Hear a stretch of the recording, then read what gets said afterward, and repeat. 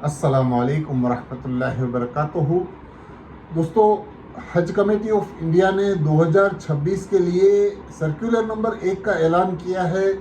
इस बारे में इंशाल्लाह बात करेंगे और क्या क्या इस चीज़ में बताया गया है इस बारे में पूरी जानकारी दूंगा।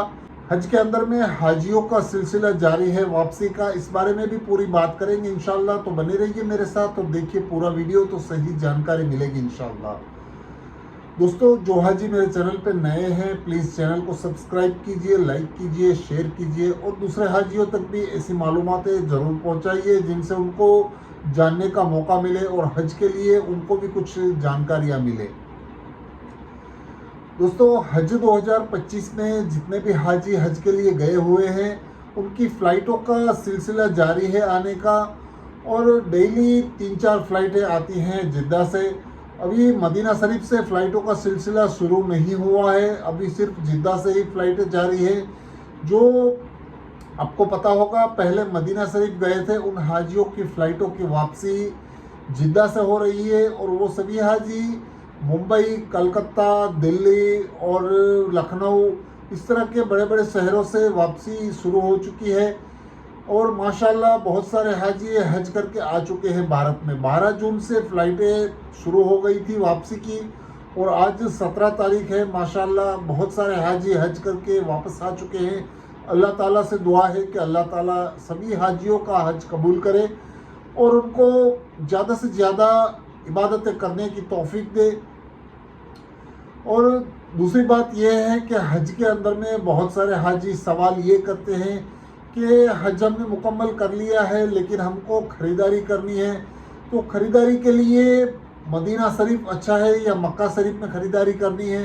तो इस बारे में मैं आपको बता देता हूँ कि अगर आप पहले मदीना शरीफ गए हैं, अगर आपकी फ़्लाइट पहले मदीना शरीफ से थी तो आपको ख़रीदी ज़्यादातर मक्का से करनी है, क्योंकि आपका सामान सभी मक्का से वापसी के लिए जिद्दा से आएगा, तो आपको ज़्यादा तकलीफ़ें ना उठानी पड़े। इसके लिए खजूरें वगैरह सभी चीज़ें आपको हदिये वगैरह लेने हैं तो वो मक्का शरीफ से ले।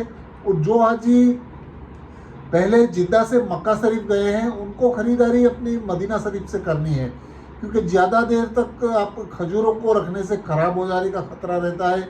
तो आपको उसके लिए मदीना शरीफ से ख़रीदी करनी है, और ज़्यादातर शॉपिंग आपकी मदीना शरीफ से हो तो ज़्यादा अच्छा है, क्योंकि आपको उतना सारा सामान मक्का से मदीना उठाकर नहीं ले जाना होगा। तो इस चीज़ों का खास ख्याल रखना है हाजियों को। और सबसे बेस्ट जो जगह होती है वो है ख़रीदारी की, आपको पता होगा कि मक्का शरीफ में काकिया मार्केट है जो कि होलसेल का बड़ा और अच्छा मार्केट है, जिसके अंदर में आप जाके मक्का शरीफ से ख़रीदारी कर सकते हैं। और भी अजीजिया के पास बहुत सारे मॉल है, उसमें भी आप जाके ख़रीदारी कर सकते हैं। लेकिन काकिया मॉल, काकिया जो एरिया है वो पूरी तरह से होलसेल में और अच्छे रेटों में आपको अच्छा सामान मिलता है।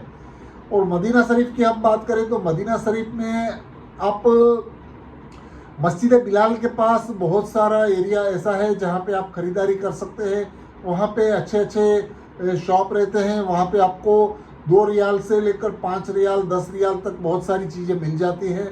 और हरम शरीफ के आसपास में ही बहुत सारा एरिया ऐसा है जहाँ पर मार्केटें हैं बड़ी बड़ी, वहाँ पे भी आप जाके ख़रीदारी कर सकते हैं। जो एक बड़ा शॉपिंग मॉल है बिन दाऊद, वहाँ पे भी आप जाके ख़रीदारी कर सकते हैं।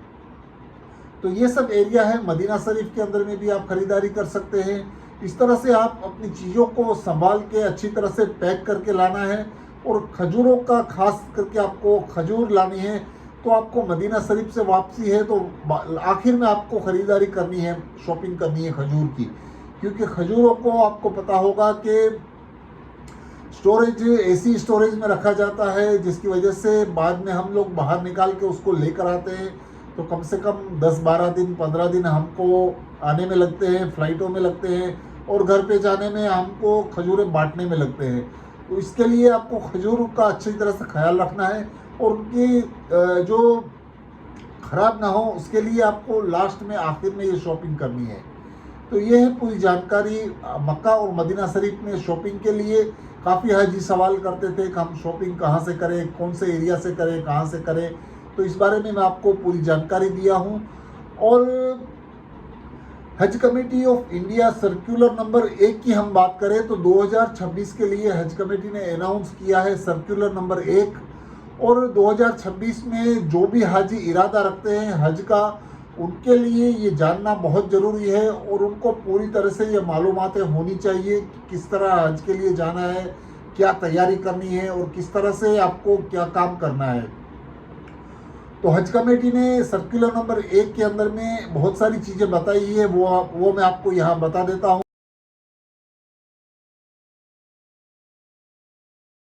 हज कमेटी ने बताया है कि 2026 के लिए इसका अनाउंसमेंट जुलाई के महीने से इंशाल्लाह शुरू होगा और 2026 में जो हाजी हज का इरादा रखते हैं उनके लिए ये चीज़ें बहुत ही इम्पोर्टेंट है, इसको आपको जान लेना बहुत ज़रूरी है। Passport must be machine readable, यानी आपका पासपोर्ट अच्छी कंडीशन में होना चाहिए और मशीन उसको रीड कर सके, उसके लिए आपको इस तरह का पासपोर्ट होना चाहिए। कई हाजियों के पासपोर्ट में कुछ तकलीफ़ें होती हैं, जैसे कि जंग लग जाती है या तो कोई दाग लग जाते हैं या तो कोई रबर बैंड होते हैं वो अंदर रख दिए जाते हैं, जिसकी वजह से पेज ख़राब हो जाते हैं। तो इस तरह की पासपोर्टें अलाउ नहीं होंगी। तो इसके लिए हज कमेटी ने बताया है कि आपकी passport must be machine readable. और दूसरी चीज़ हज कमेटी ने बताई है कि पासपोर्ट मस्ट बी वैलिड 31 दिसंबर 2026 तक आपके पासपोर्ट की वैलिडिटी होनी चाहिए। यानी अगर किसी हाजी का पासपोर्ट 31 दिसंबर 2026 से पहले अगर एक्सपायर हो रहा है तो वो हाजियों का पासपोर्ट वैलिड नहीं होगा। तो इसके लिए आपको क्या करना है कि नया पासपोर्ट अभी से बनवा लेना है, क्योंकि जब हज कमेटी के एप्लीकेशन निकलेंगे उस वक्त आप पासपोर्ट बनाने जाएंगे तो आपको 2 से 3 महीना लग जाएगा। तो ये एप्लीकेशन है आपकी मिस हो जाएंगी। तो इस चीज़ का आपको खास ख्याल रखना है कि हज कमेटी ने जो अनाउंस किया है उसके ऊपर बहुत गौर करना है। अगर आपके पास पासपोर्ट नहीं है तो आप आज ही पासपोर्ट के लिए अप्लाई कर दीजिए और साथ ही साथ आपके पासपोर्ट की जो, अगर आपके पास पासपोर्ट है तो उसकी वैलिडिटी चेक कर लीजिए और उसकी कंडीशन चेक कर लीजिए। तो ये बहुत ही इंपॉर्टेंट हिदायत दी है हज कमेटी ने। और साथ ही साथ हज कमेटी ने बताया है कि 2026 के लिए आपके जो पासपोर्ट के अंदर आपके नाम वगैरह सब चेक कर लीजिए। नाम के अंदर में कोई गलती नहीं होनी चाहिए, नाम की जगह पे कोई ब्लैंक नहीं होना चाहिए और कोई भी खाली जगह नहीं होगी, क्योंकि आपका नाम और सरनेम होना बहुत ज़रूरी है और जिसकी वजह से आपका नुसुक कार्ड भी बनता है और उसमें किसी वजह से तकलीफ नहीं आएगी। तो इन चीज़ों का आपको खास ख्याल रखना है। और जो मेन बात यह है हज कमेटी के सर्कुलर नंबर 1 में कि जुलाई के महीने में 2025 के अंदर में हज 2026 का अनाउंस होने वाला है। तो आप अगर हज का इरादा रखते हैं तो आप ये तैयारी कर लीजिए पासपोर्ट के हवाले से और आप तैयार रहिए। जब भी हज कमेटी ने अनाउंस करता है जब फॉर्म भरने के लिए, तो आप उसके लिए जल्द से जल्द अप्लाई कर सके। तो ये है सर्कुलर नंबर 1 की जानकारी। और पूरी जानकारी जो हाजी हज करने के लिए गए हैं उनके लिए भी ये पूरी मालूमात। तो दोस्तों वीडियो अच्छा लगा है तो प्लीज़ चैनल को सब्सक्राइब ज़रूर कीजिए और दूसरे मुसलमानों तक भी ये जानकारी ज़रूर पहुंचाइए, जिससे कि उनको पता चले कि हज के अंदर में अगर जाना है तो वो तैयारी कर सके। और आज ही से अपनी तैयारियां शुरू कर दीजिए इंशाअल्लाह। हज 2026 के लिए पासपोर्ट नहीं है तो आप बनवा लीजिए जल्द से जल्द। अल्लाह हाफिज़।